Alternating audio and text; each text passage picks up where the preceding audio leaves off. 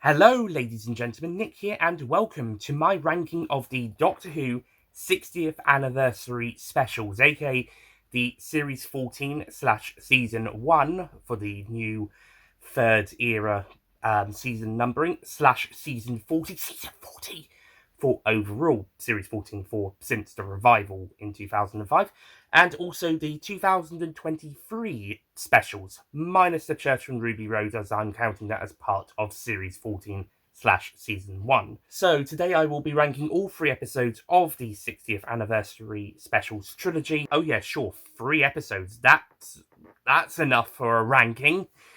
I've done it before. I've even done some with only 2 things, including the Series 7 specials ranking. Anyway, point is, I'm going to be doing this ranking today of the 3 episodes of this miniseries, which are The Star Beast, based on the Doctor Who magazine comic of the same name from 1980, Wild Blue Yonder, and The Giggle. As mentioned, I'm not counting the Church on Ruby Road, as I will be counting that as part of Series 14 slash Season 1, in a similar way to some of the other series that have specials, mini-series, have other specials that are counted as part of the main series, like Voyage of the Damned for Series 4, The Doctor and the Widow in the Wardrobe, and The Snowman for Series 7.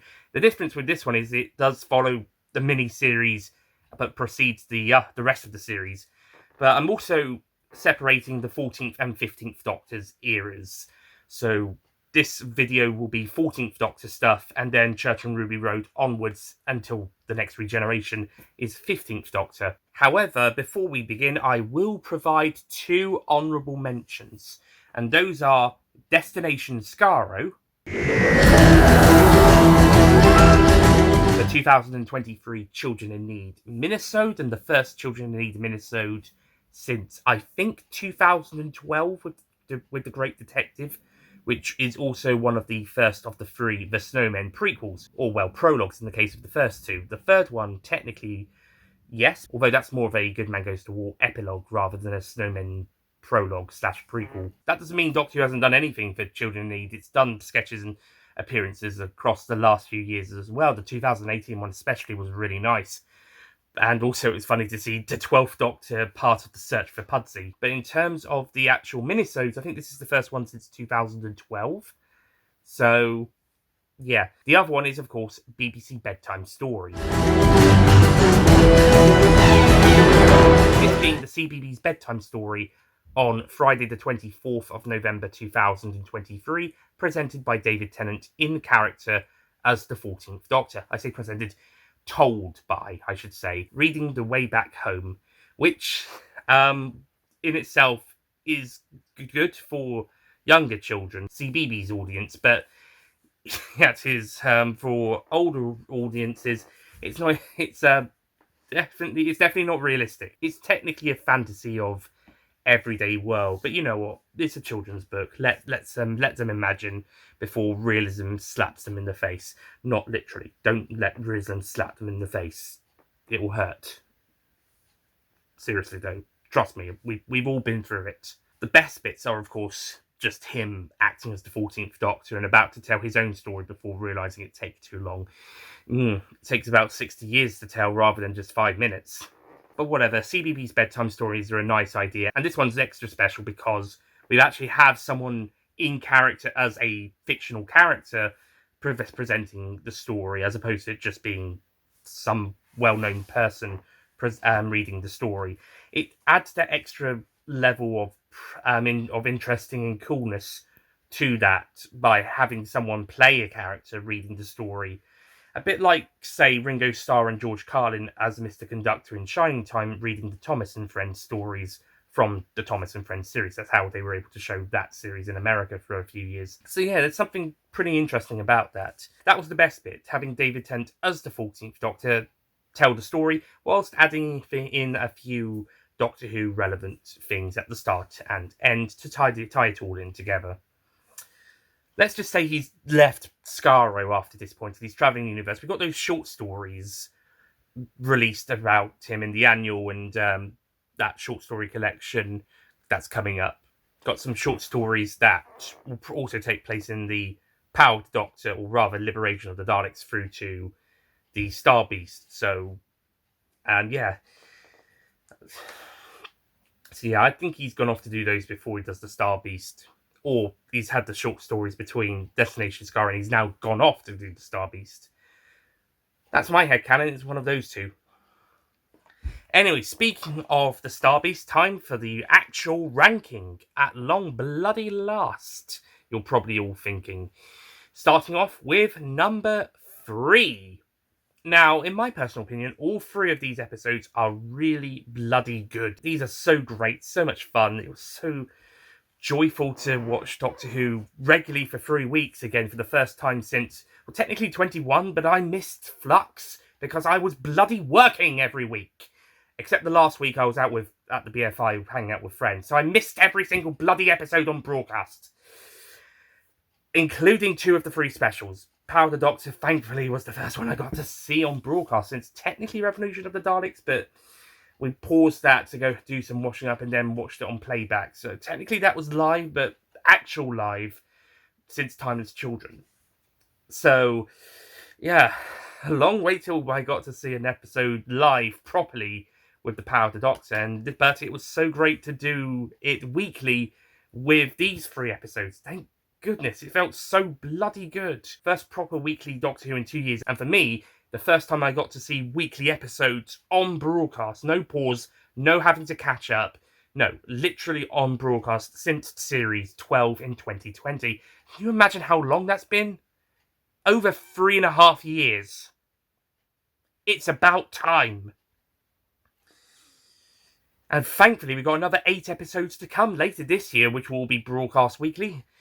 Just hope I'm able to see at least most of those on broadcast live, or at the very least pause and play later on. Back to the ranking. It was so great to watch these episodes. It's just so good. But admittedly, some of them were stronger than others, and so, well, that's the whole point of a ranking. You point out which one's your favourite, which one was your least favourite, and which one kind of comes in the middle. And for me, my least favourite of the 3, even though all 3 are blimmin' brilliant, is the first one, the Star Beast. Now, this one was still an absolute joy to watch on each viewing. This is easily the most fun viewing episode of the series. It's definitely the most Series 4-esque episode, as tying it back into that era with the whole 14th Doctor looking like the 10th, being played by the same actor, and with Donna reunited with them, tying it all in with that. So it's definitely the most Series 4 feeling episode. Certainly one like Partners in Crime, for example, which is a bloody good story as well, by the way.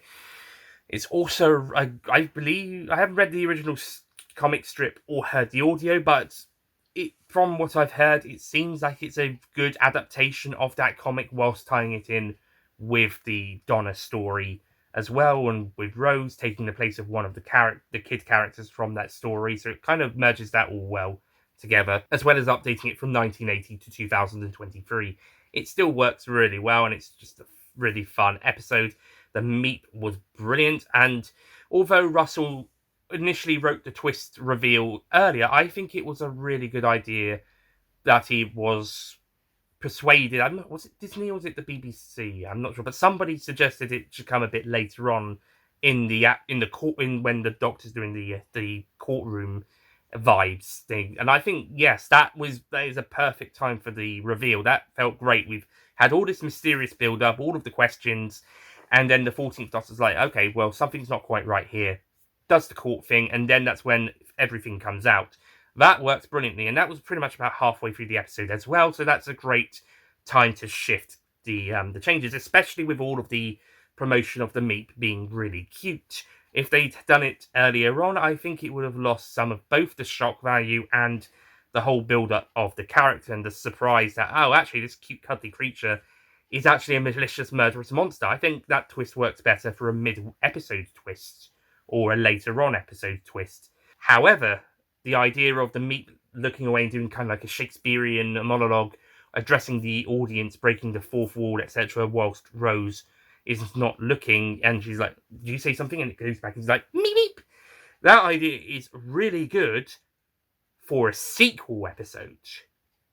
when we know the Meep is this evil and it's playing this other character. I believe that's what it did in the sequel comic as well. It plays this other character that doesn't know about it. It's unsuspecting, and then it turns to the audience and says, hee hee hee. That would be great for a sequel episode if Russell T Davies adapts the Star Beast sequel, first sequel, the first Meep return story. That would be a really good scene to do in that episode. Considering Russell is really good at saving ideas for later, that's a good one to hold on to. I've talked more in depth about these episodes in the free reviews, the Star Beast on this channel, and Wild Blue Yonder and the Giggle on the Universals, so do check those out if you want more of my opinions on those. So suffice to say, the Star Beast was really great. It's not entirely perfect, and the whole Dr. Donna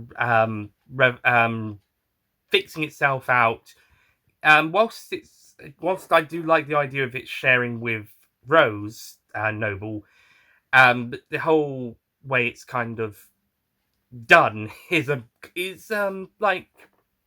okay, interesting. I don't know if this quite works though.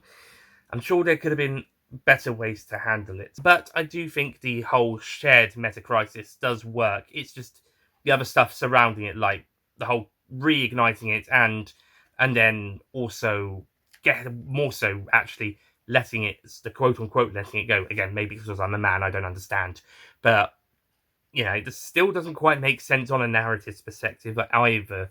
So, yeah, well, unless you lady fans out there are able to decipher it more, please comment down below. By the way, when I say lady fans, I'm including trans persons in that. Hashtag, fuck me, I can't do it.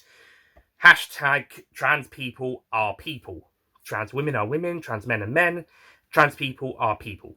Moving on to my second favourite, second least favourite, most middle episode of the trilogy, and that is the Giggle. Third episode of the trilogy, and basically the series finale of the miniseries. Now, I fucking loved this episode on first broadcast. This was absolutely fucking amazing. And the first 40 minutes still remain, or maybe actually I would say 43. The first 43 out of 61 minutes are still some of Doctor Who's best. It's so fucking good. I'm still not huge on the bi-regeneration. I'm like, it's alright, I mean, it works better in execution than the actual idea itself. Like, okay, come up with the concept and he's like, I don't really think that works. But then you watch it on screen and like, oh, okay, actually this is alright, I guess. Sorry, no. Well, that's alright then, as the Toymaker would say. Oh, I fucking love the Toymaker, especially in this episode. Like, he was great in the Celestial Toymaker, minus the costume. Not because the costume's bad, it's just because of tying it in with the name. Provokes some perhaps unintended, but still doesn't mean it's right connections. But he's still a great baddie in that. And Neil Patrick Harris's Toymaker might even be better than Michael Gough's. The two versions of the two incarnations of the Toymaker, let's say that the two incarnations, because he's had other appearances and played by other actors elsewhere in expanded media. We're going to be getting a new actor playing another version of the Toymaker later in the year, I believe, from Big Finish or sometime next. It's either later this year or next year, and played by someone who's appeared on screen in the TV series as another character. I'm not going to spoil who, but if you've already seen the announcement, you'll know who I'm talking about. But yeah, we've had another actor play the Toymaker in other Big Finish stuff before, including the Lost Stories adaptation of the unmade Sixth Doctor story, The Nightmare Fair, which would have been the Toymaker's grand return to the TV series if that had been made. And I've heard that one. It's pretty damn good. Would have been a very good Sixth Doctor TV story, maybe, if the show wasn't put on hiatus for 18 fucking months. Thank you, Michael fucking Grade. But yeah, the Toymaker is such a fantastic villain in this story, and so much fun. He's so great. And Neil Patrick Harris was definitely the best actor to portray the new Toymaker for this episode. It's just, oh, it's so good. And everybody is really great in this episode. Great to see Kate Stewart again, even though we only just saw her 3 episodes ago, but whatever. And Mel's back. Also, after three episodes, we saw her briefly, and now she's joined Eunice as part of Kate's recruiting of former companions scheme that she mentioned in Power. I wonder if Russell took inspiration from that when he wrote this episode. Now, admittedly, the world of everybody going out, getting angry and thinking they're the most righteous people. You know, if people on the internet who claimed, I'm right, you're wrong, actually went out onto the streets and caused mass hysteria. It's commentary. Unfortunately, we don't get as much of a deep dive into that, as we mostly hang out in unit for quite a bit of time. But despite that, it's still a really good concept and really good idea. It would have been nice to see the wrap-up and fallout of that. Maybe we'll see some of that in Series 14?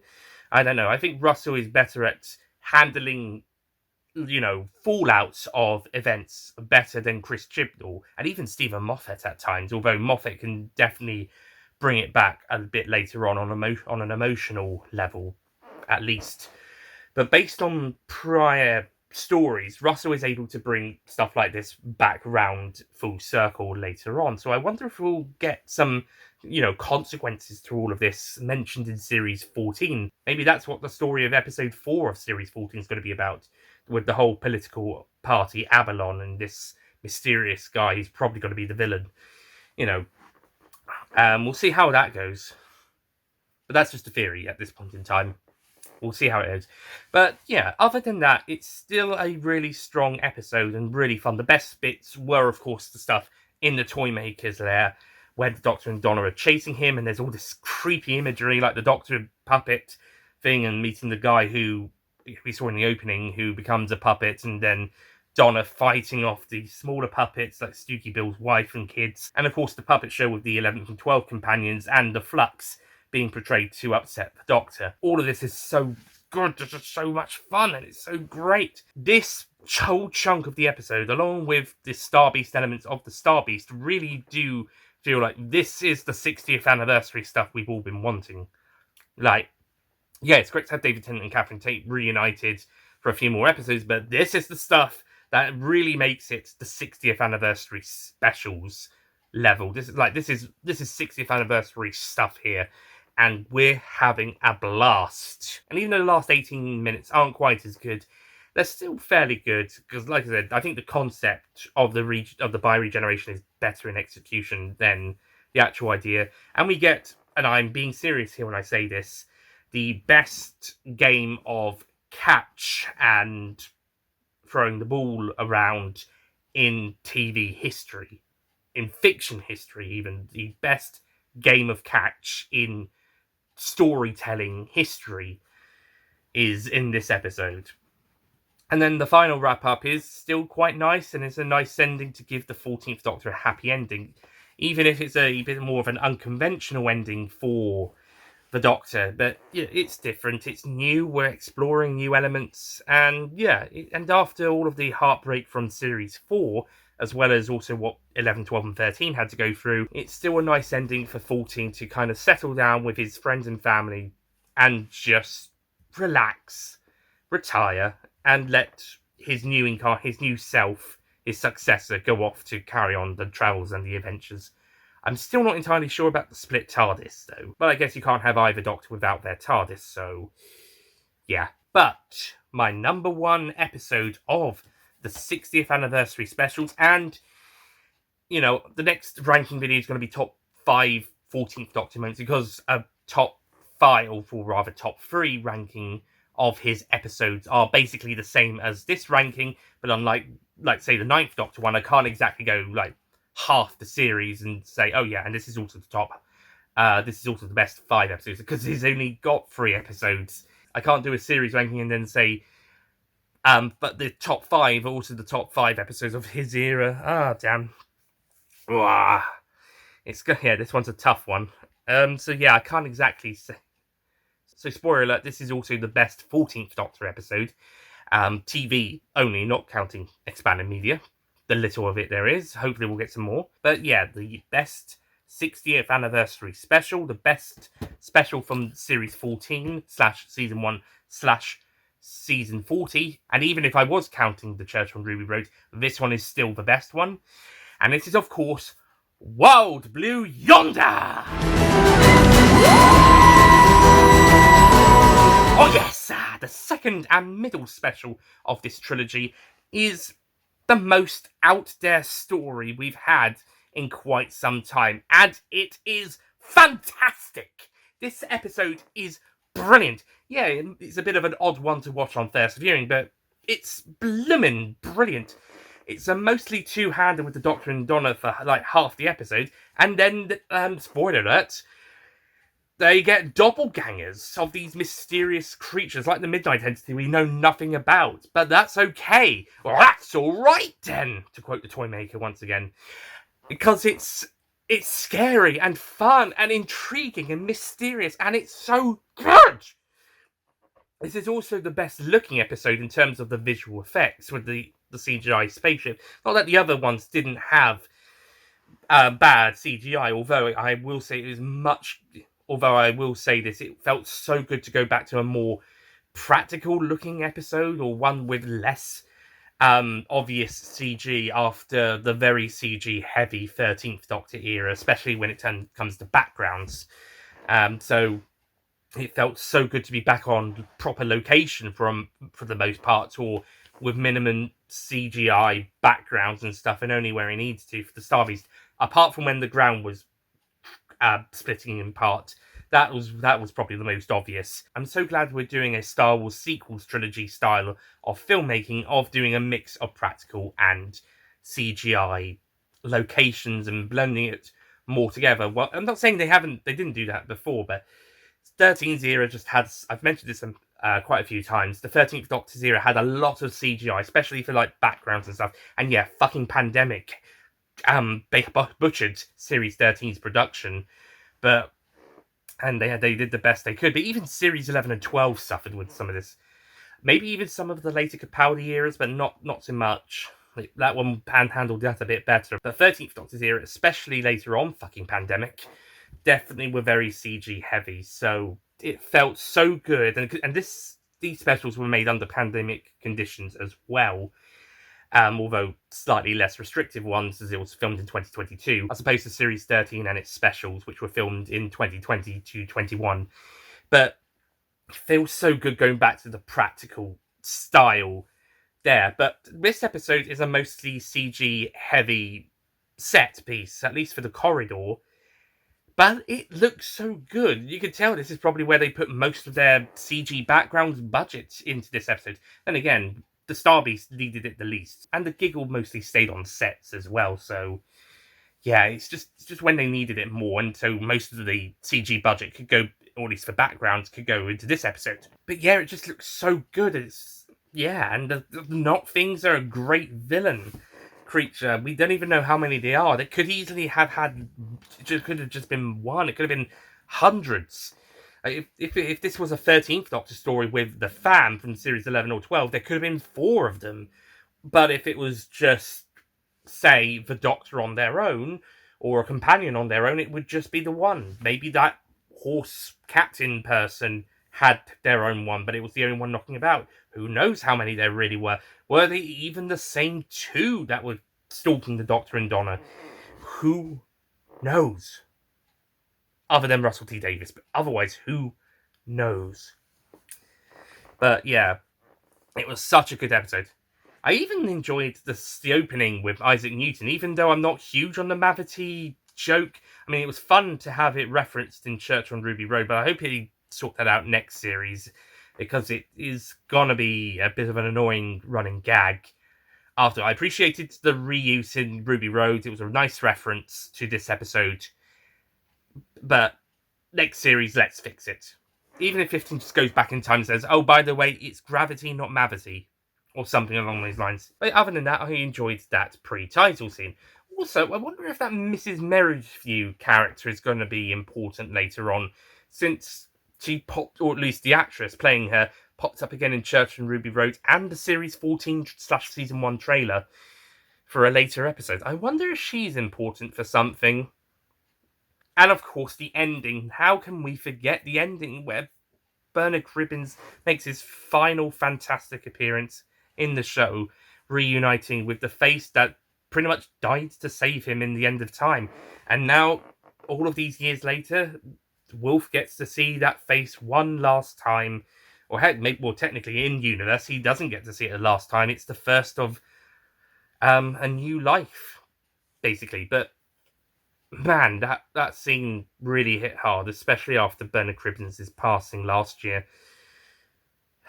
That was a beautiful scene. But of course, the best stuff, sticking with emotional moments, is when the Doctor and Donna confront their not things, and they're just trying to act like them. Like, not so much the long arms or mouth or knee or being giant size. No, actually making it look like they are the real Doctor and Donna, but they aren't really. That's when they are at their absolute best. Those other bits are to visually show they're not, and how scary they are and how freaky they can be.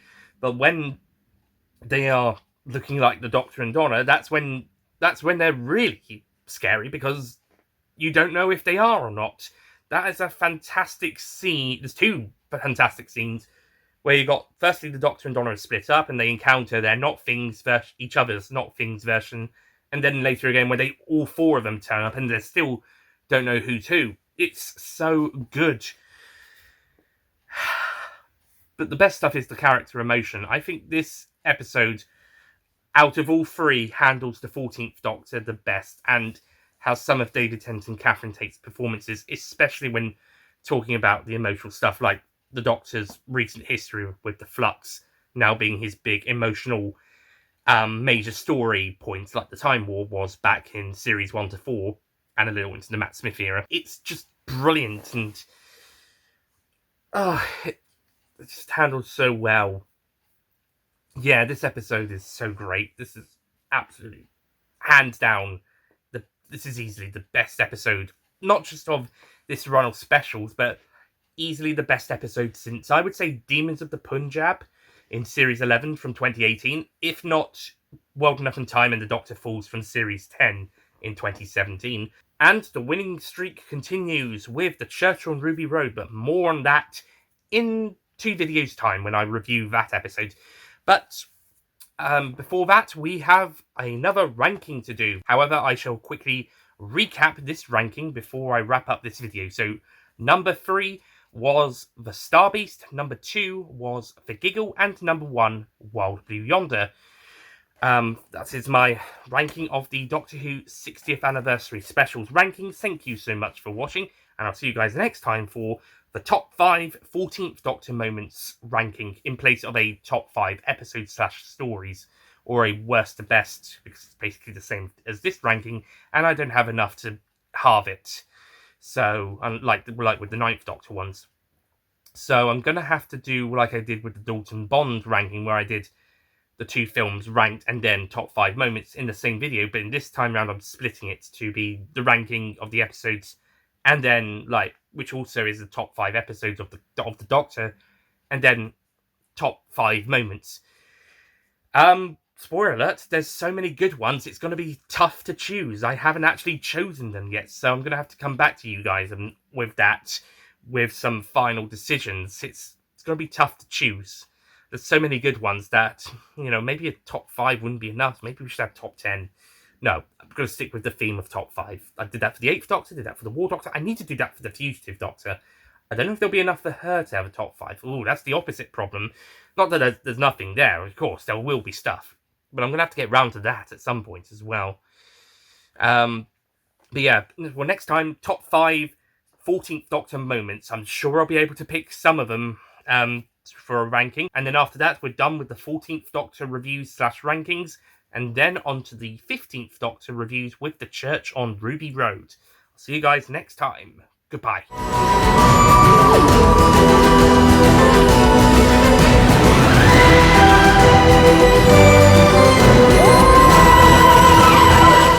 Don't forget to click below to subscribe to the Nicholas Payne YouTube channel.